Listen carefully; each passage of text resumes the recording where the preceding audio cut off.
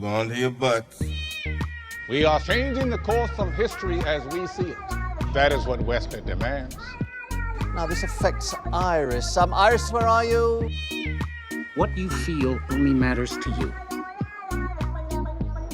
I do not entertain hypotheticals. The world as it is vexing enough. Iris, I have a tip for you. Don't take drugs! Or whatever movies with Wesley and Iris. Why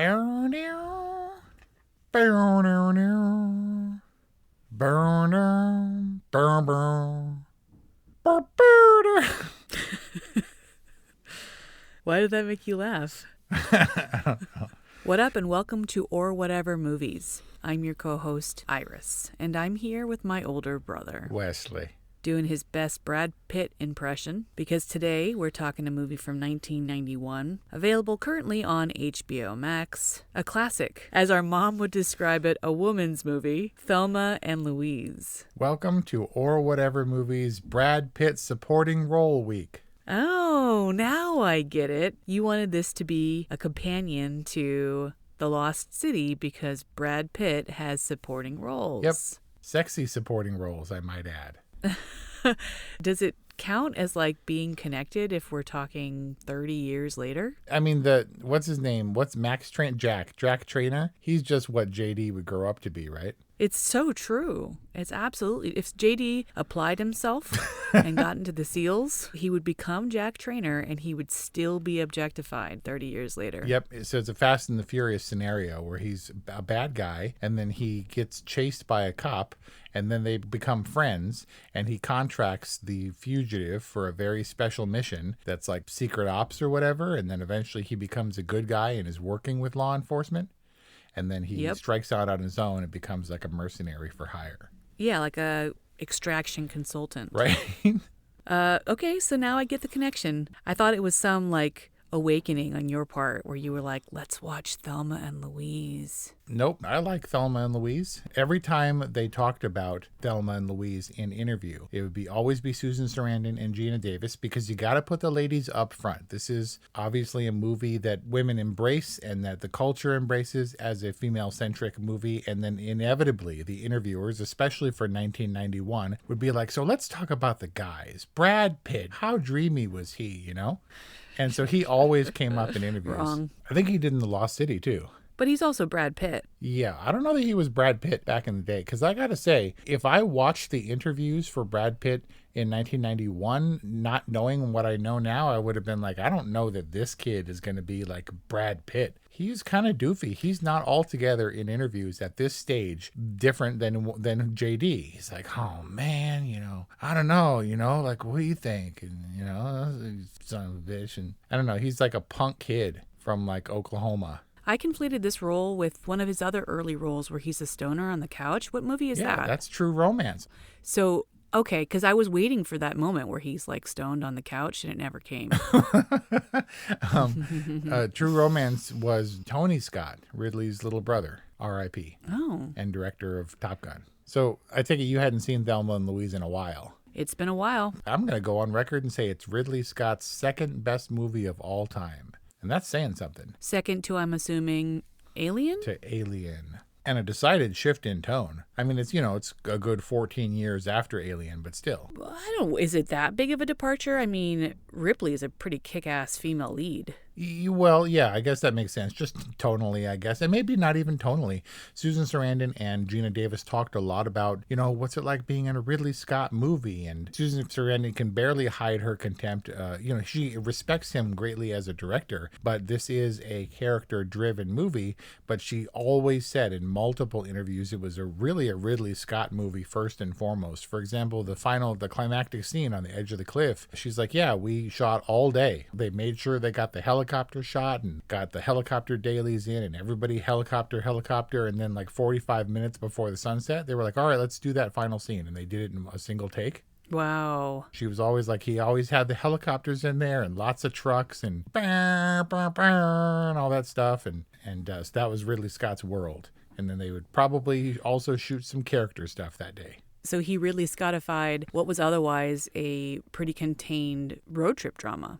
Right. Well, it would have been. And the writer, Callie, she had talked about directing it herself at in various stages as a much smaller movie. And Ridley Scott wanted, he's operatic and he wanted it to be grandiose and more epic in a way that he could achieve. He did feel like they used him as bait a little bit, getting him attached. But he wasn't going to direct it. He was just going to produce it to really get some good financing and get a bigger movie made. And ultimately he got lured in. But if you strip it down to bare essence, how commercially successful would it? I'm going to argue that it was a tough sell to do a middle American housewives outsiders kind of small movie. It's not exactly commercial. At least you can't argue that it wasn't perceived as commercial in like 1990 when it was being made. To have two female leads and have all the males kind of play backseat roles, you know? Backseat because it's a car. And that A-lister Brad Pitt was in the backseat the whole time, sometimes with Geena Davis. But not necessarily an A-lister at that point, kind of more of a ingenue, like Next Generation Robert Redford kind of a thing. Yep, he gets that a lot. And I can see why, although, you know, he's already doing the mouth stuff. Yeah, I think he toned down the mouth, if anything. There's a lot going on in Thelma and Louise, and I want to distinguish what is genre and what is like cinematic or storytelling device. It's a road trip movie. It's a feminist movie. It's a cat and mouse. It's a on the lam kind of criminal on the run. Like, how would you categorize Thelma and Louise? Well, I watched the trailer too, and boy, does the trailer make it look like a comedy. It's like a road trip kind of buddy comedy, like a ladies' movie. They're like, you know, we'll be drinking margaritas by the sea, Mamacita, and how do you like the vacation so far? And they're like, woo! And they're like cheering and scarves flying and stuff. A bit of a misdirect for a really dark ending. And that ending underwent a lot of scrutiny, and Susan Sarandon and Geena Davis were convinced that they were going to shoot that ending, you know, to placate them and then bring them back 6 weeks later and shoot the real ending where they all end up in Club Med in Mexico or whatever. But I don't know. This movie, I was only, 15 years old when this movie came out, and I don't remember if I saw it in the theater or not. But once Ridley Scott kind of came to the forefront of my mind, I revisited this one a lot. And it is a contemplative, quietly philosophical movie in a way that I think only Susan Sarandon, Geena Davis, Ridley Scott could do. That might not have been. I think if this movie were made today, it would be like bullshit 20-somethings road tripping to Stagecoach or something, and they get in a little bit of trouble on the way. It would be crap. You know, they were older. They were, well, Louise at least was wiser and unfortunately, you know, had a little too much life experience in this area. But there were a lot of adult elements that made it rise above an action movie or an outlaw caper or a female buddy movie or whatever. You know, that moment where Thelma's like, I feel awake. You know, you feel awake? My eyes are wide open. Right.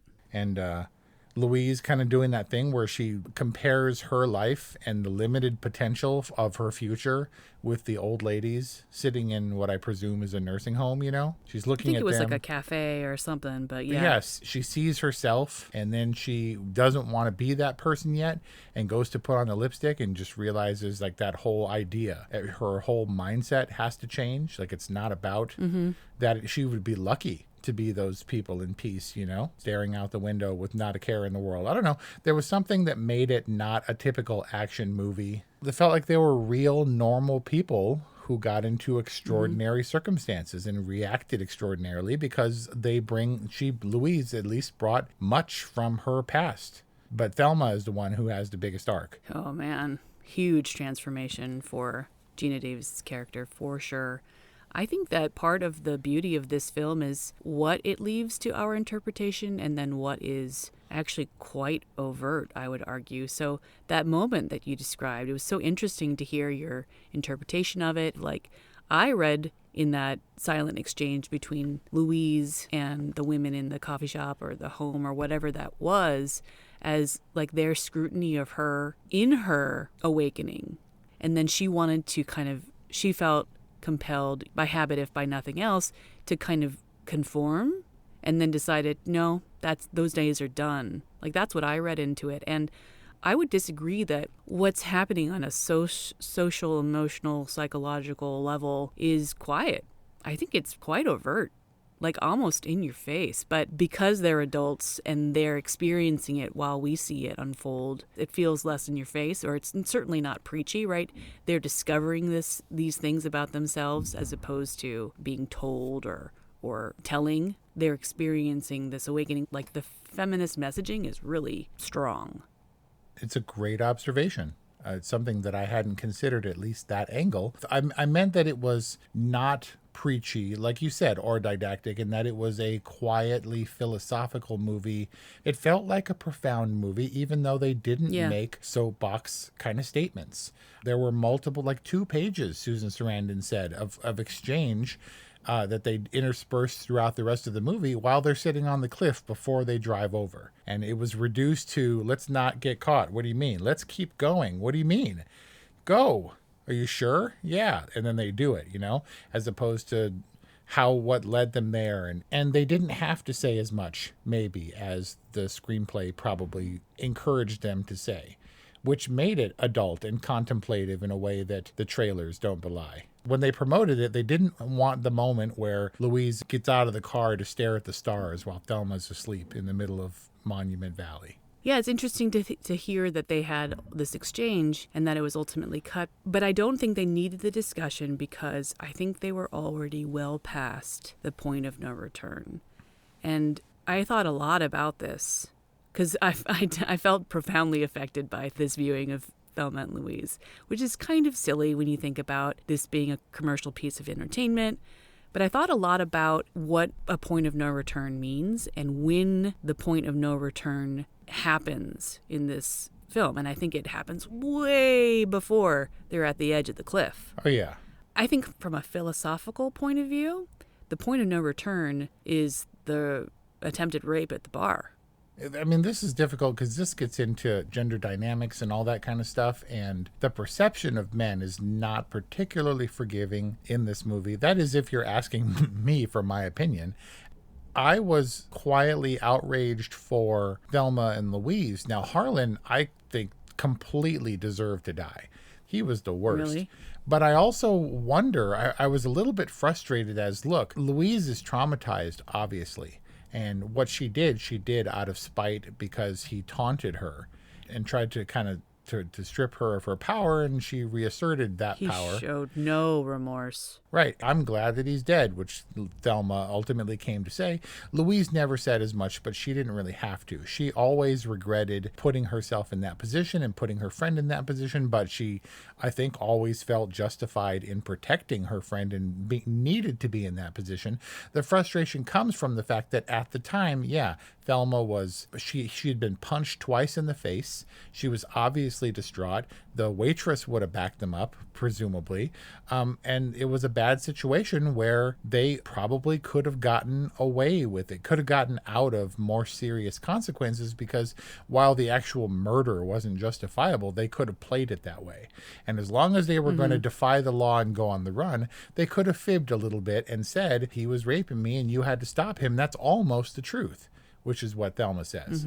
And the frustration is you're getting deeper and deeper the longer you're gone. And that it was a turning point, but it didn't have to be. Well, I think this is a good distinction to make. There's the, I guess, legal or practical turning point that probably comes a little bit later in the storyline. I agree, they could have probably justified or explained what they did.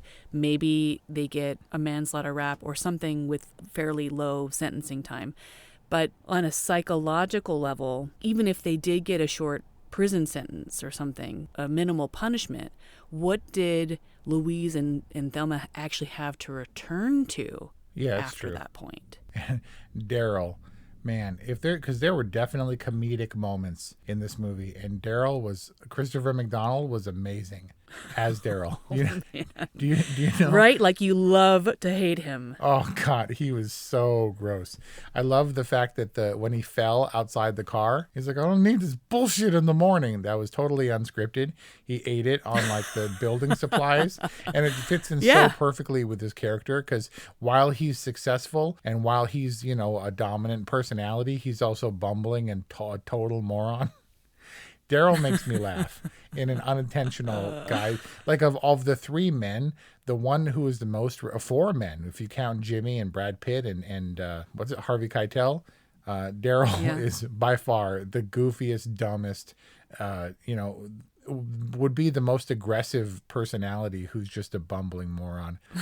I think, but for me, like you're talking philosophically, I don't think it was quite exactly the same time, but I think it's around the time when Louise surrenders the jewelry for the hat, everything that was important, because they were all dolled up leaving the house, and had their sunglasses, and she's checking herself in the mirror, and she has her smart little cowgirl outfit or whatever, and all that went away with the lipstick and the jewelry and the hat, and this is about survival. Not that hat helped her in any functional way. This wasn't a bad hair movie. It was a car hair movie, but this was a really bad hat movie for me. All those hats were terrible. All the headgear, not approving. Yeah, and they were like, we have to find the sweatiest, nastiest hats possible. Off the pervert dude and off the old guy who's like, what am I going to do with this turquoise jewelry? Who was the pervert dude? The pervert, the trucker dude, which I have to say is an iconic, God. like girl power kind of moment. But he is the worst part for me. He is almost incoherent in his Neanderthal manliness. Yeah, I've been seeing you too. What are you talking about? And, they blow up the truck, and it's like, it's what you don't do when you're on the lam. Maybe don't do the truck explosions or whatever, but it's a great moment for women in film It's or very whatever. Ridley Scott. Yeah, and they're like doing donuts around him and scoop up his hat or whatever. Just let's get out of the state as soon as possible, please. But fine, they were making a decided statement, but that one was the most overt and the least effective, in my opinion. Least effective, really? Well, I mean, it satisfied the trailer requirements for explosions and stuff, I guess, if you were going to go that route. But I don't know that putting that trucker in its place was what Thelma and Louise needed to be focusing their attention on at that particular moment. And that's where the overt feminist tone becomes overtone and not undertone. Like, it's a side adventure. It's completely beside the point, but they do it because they can. I'm not saying that they should, but man, that guy, as gross and as caricature as he is, he's kind of one of the more real manifestations of, I don't know. Having never been honked at and obscenely gestured at by a trucker dude like that, I'm just saying that maybe it was Oklahoma or whatever, but he was it's like, how did that dude get a commercial driver's license? I don't know, dude. He was pretty dumb. That's the closest thing to my experience that I have in Thelma and Louise, and it's probably pretty close. I mean, I'm not going to go into Brad Pitt type adventures, although I did hitchhike from a driver who I found later had a machete in his trunk. Well, that was kind of freaky. But you can't access a machete from the trunk. What's the problem? The problem is you hitchhiking thinking that's a good idea. It wasn't a good idea. We digress. The truck driver, as caricaturish as he is real.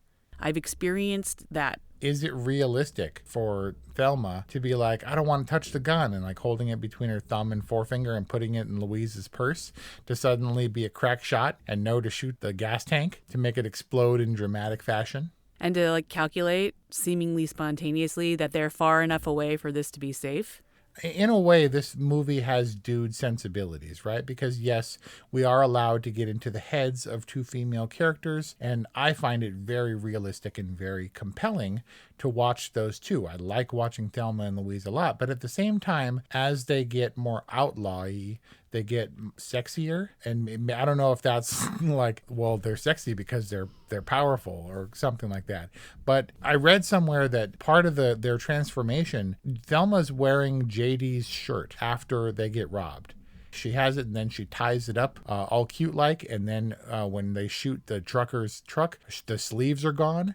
And Louise has like the little handkerchief around her neck, like made from strips of that shirt. And so they got sexier as they went along, because I think at the end, I think Louise is stripped pretty bare, but Thelma's in like full makeup. I don't know about that. I feel like this is just your subjective opinion on what sexy is, like that you prefer kind of more naturalistic, powerful women. Yeah, okay.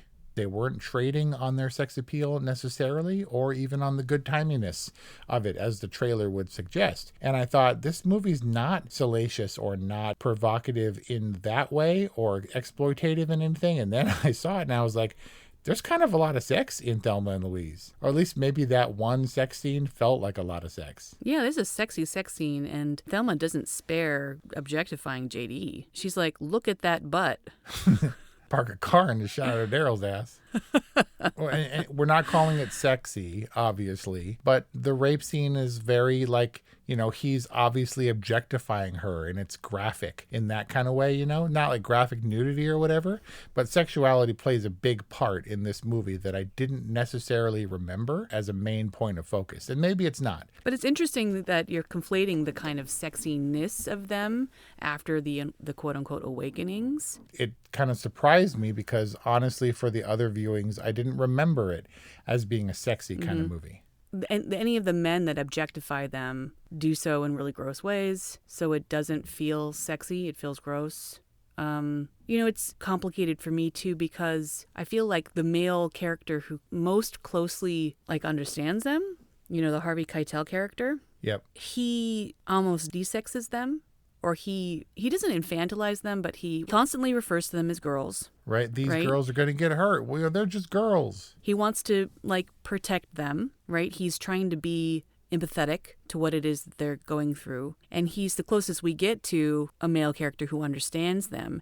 And yet he diminishes them. You know what I mean? Maybe he just rolls himself into the paternal kind of protective role, and as such feels responsible for their safety. I mean, he never met them. He had conversations where, he's squaring off and trading off with Louise, who doesn't give much by that point. She's making jokes and kind of mocking him. And I think it's his idea of these girls, they're okay, and hopes that they're not as dangerous as they potentially can be. Or they're being compelled to be. Which is interesting for a detective or a cop or whatever he is to say, do motivations play into law? Does it matter that Thelma commits armed robbery in the liquor store because they were robbed themselves? I think that his hands were tied a little bit. Someone's got to go to prison, Ben. Harvey Keitel plays much the same character, a dozen years later for National Treasure. He's like the pursuant cop who is stern and yet empathetic, sympathetic. I do think he was honest. I think that Harvey Keitel was sincere in his desire to stop it as soon as possible, to come in, I want to help you. I don't think that Louise saw it that way, and maybe the viewer wasn't necessarily meant to see it that way, but I do think his intentions were honorable, wanted to mitigate the damage as much as possible. I do believe you, there's nothing that could be done. Harlan deserved it and all that stuff, and so that made me like him, especially the fact that he obviously mocked Daryl and was contemptuous of Daryl. That put him in my corner as well. It's all in that look he gives him after the phone call. Every bit of the timing in that editing is so perfect. He's like, "Hi, Thelma!" And then she hangs up and she's like, he knows. And then Harvey Keitel gives him this look, gives Daryl this look that prompts Daryl to be like, "What? All I said was hello." And it's that look that's just bitterly mocking him, even though it's very subtle. I mean, maybe it's just what I'm projecting onto it. But I mean, look, if we're getting patriarchal, right, it doesn't work. Now, he doesn't save those girls. He's not going to be the fatherly guy who's explaining to the judge on their behalf how they were driven by desperation to commit these crimes. He never gets a chance to speak to them face to face. He's arguably the most logical extension of maleness in their world at that point. And the closest he can get is literally in their dust as they accelerate away from him. Well, when you start talking about patriarchy, it's interesting because, yes, I guess kind of paternal, fatherly character in Harvey Keitel. And then there's a male equal or counterpart in the Jimmy character. Obviously, Daryl, I don't know what Daryl represents, but I guess he represents a very sad part of the male patriarchy. Yeah, it's just the power gone mad. Daryl is the husband version of the cop. That's just he's a Nazi, and he's all condescending. Maybe is that it? Is Harvey Keitel a little bit condescending to them? I don't mean that in a bad way. Maybe. He just diminishes them. But I think that there's also major unseen patriarchal force, if not character, and that is kind of going out on a limb here, but law enforcement. Like when Thelma and Louise are driving off into their glorious destiny, it's very difficult because you don't want to condone suicide, and I'd like to think that there's always an alternative to suicide. And I don't think that they had a lot of choices. I don't know that they didn't have any other choice, but I don't think they were doing it for that reason. I think they were doing it as a big way to give the bird to a legal system that they knew, or at least presumed, wouldn't treat them fairly because they're women. Yeah, in a way, I think that was Hal Slocum's, Harvey Keitel's angle. The idea of, you're just little old gals driven to desperation. I can help you. But at the same time, Louise firmly believed that you can't blow a guy's head off after you've been seen dancing cheek to cheek with him all night. Who's going to believe that? Because she's a woman and her experience in Texas, they were going to be treated more harshly. There was a world of difference between their logic. Their justification for what she did and her logical progression led her to a completely different place. Being feminine to Louise in the eyes of the patriarchy was her weakness, whereas it seemed like Hal kind of believed, the Harvey Keitel character believed, that them being girls would work to their advantage in kind of pleading their case, which I honestly have to say I believed as well. I thought, no, you guys are the victims. You can demonstrate that you were the victims, judging by the bruises on Thelma's face and her split lip, which went away right away because they were only on the road for a few days, right? Yeah. She healed up 3 or good. 4 days. The point is, their situation is just a example of how they are fighting against a system that's intended to protect them, whether it's legal or social, cultural, but that actually doesn't protect them from oppression. I mean, they're surrounded by men. The only time that they're even remotely happy is when they're out on the road away from everyone else. Otherwise, it's blaring truck horns and noisy, dirty truck stops and gas stations and helicopters and other cars and stuff. And I don't know. I think that a lot of the imagery was deliberate. And, when they're boxed in and the chase scene is harrowing. And on the other side, the Top Gun Maverick side of me I think this movie is beautiful in the way it was shot and has some of my favorite imagery for film. If I were gonna, when my life of movies flashes before my eyes right before I die, hopefully I have time for that, Thelma and Louise is going to be in there. When they just race through the roadblock at full speed and clip that cop's rearview mirror off, such a beautiful shot. It's like they're slapping him in the face as they go by. And forever in my mind, that shot of them speeding, across the field, across the plains, and then more and more cops emerge into the frame, and there's 10 cop cars behind their little Thunderbird kicking up dust. It's such a gorgeous image, and it's just, they're vastly outnumbered and completely surrounded at all times by the oppressors, I guess, if we're going to call them. But it's such wonderful imagery, and they're at their best when it's just them and they're not, forced into these corners. It doesn't feel like people were concerned, and the detractors of Thelma and Louise felt that, it's going to glorify violence and crime and suicide. And I didn't feel like that at all. I felt like obviously the robbery was played for humor.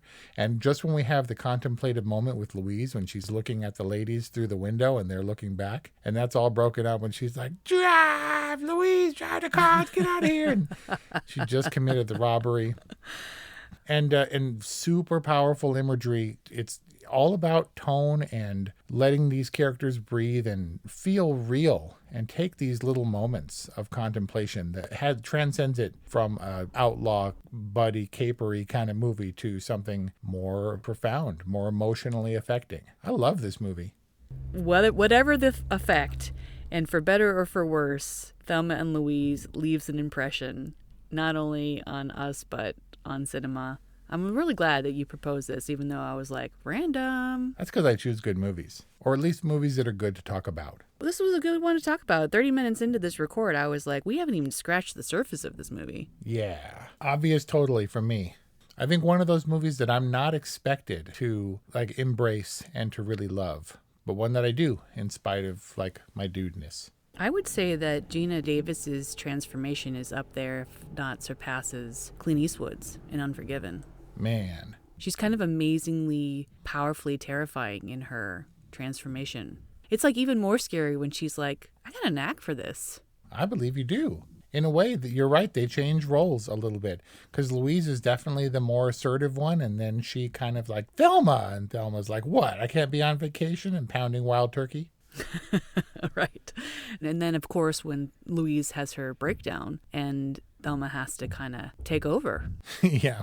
Then she gets all Sarah Connor. Move! Louise, come on! All right, so an obvious totally from Wes, a good from Iris. That's our discussion on Thelma and Louise from 1991. Again, available currently on HBO Max. So let us know what you think. 818-835-0473 or whatevermovies@gmail.com. Please subscribe to our podcast. Please support us on Patreon. And please follow us on social media at or whatever movies. We can't do this without you, even if you're all the male patriarchy. And ride or die. In this case, die. After In riding. this case, both. Ride till you die. We'll see you next time.